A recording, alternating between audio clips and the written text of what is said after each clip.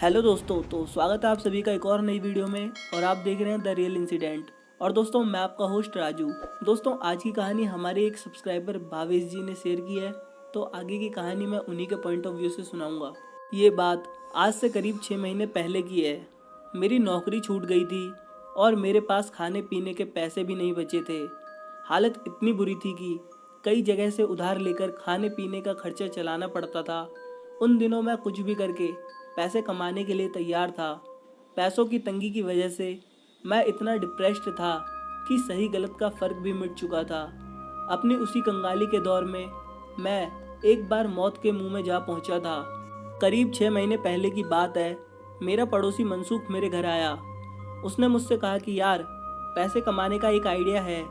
मैंने कुछ भी पूछे बिना मनसूख को हाँ बोल दिया। मैंने उसे कहा कि काम कुछ भी हो, पैसे मिलने चाहिए। अच्छाई बुराई भाड़ में गई।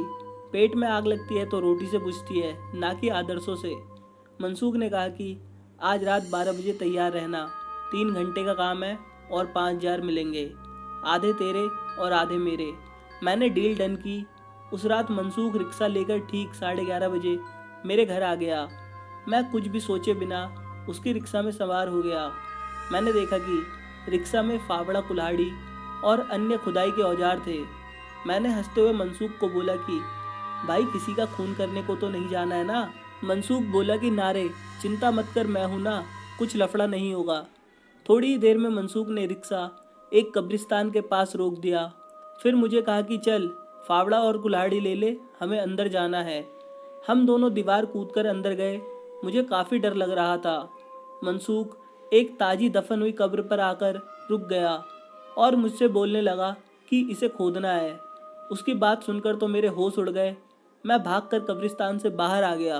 रिक्शे के पास खड़े होकर मनसूख ने समझाया कि सीधे काम के कोई एक दिन में 5,000 नहीं देता। अगर तुझे यह काम नहीं करना है तो निकल यहाँ से, मैं किसी दूसरे को ढूंढ लूँगा।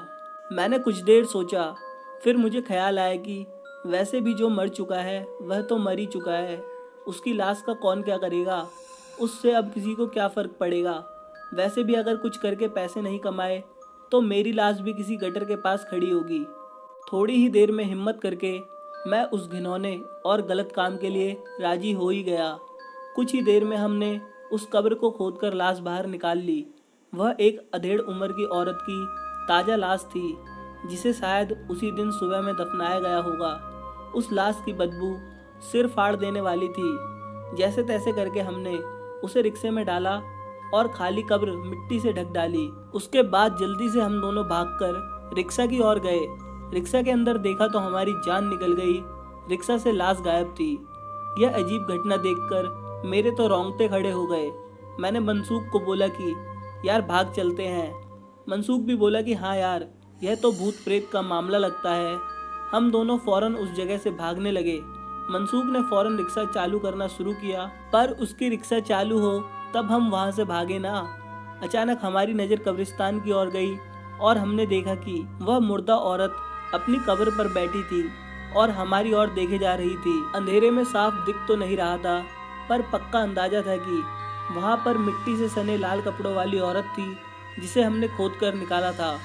इस लाश को इस तरह अपनी कब्र पर बैठा देखकर हम दोनों की सिट्टी पिट्टी गुल हो गई। हम दोनों रिक्शा छोड़कर वहाँ से भाग निकले और सुबह उजाला होते ही हम रिक्शा वहाँ से खींचकर वापस ले आए। उस दिन से मैंने कसम खा ली, भूख से मर जाऊँगा, पर पैसे के लिए ऐसा खतरनाक और घिनौना काम कभी नहीं करूँगा। तो दोस्तों, आपको ये सच्ची घटना कैसी लगी मुझे कमेंट करके ज़रूर बताइए। और वीडियो अच्छी लगी हो तो वीडियो को लाइक करिए और अपने दोस्तों के साथ शेयर करिए। और ऐसी ही रियल इंसिडेंट वीडियो देखने के लिए चैनल को ज़रूर सब्सक्राइब करिए। मैं मिलता हूँ आपको इसकी नेक्स्ट वीडियो में। तब तक के लिए गुड बाय, टेक केयर।